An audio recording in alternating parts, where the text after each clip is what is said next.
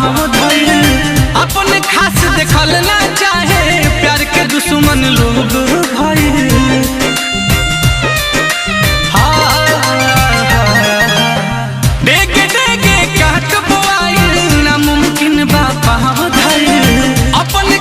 देखल ना चाहे प्यार के दुश्मन लोग भइल। प्यार के फूल सूखल नफरत वाला घाम से बदनाम भइनी रानी तोहरे नाम से।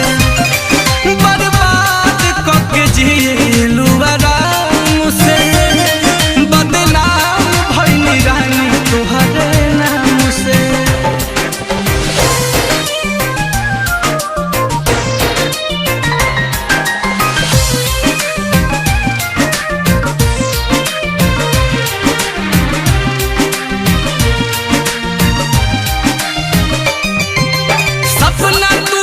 शीशा जैसे दिल चकना चूर भइल।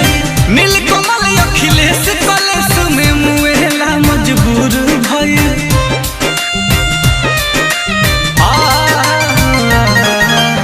सपना टूटल शीशा जैसे दिल चकना चूर भइल। नीलकमल अखिलेश कलेश में मुएला मजबूर भइल। तू सलामत रह जी रही राम से।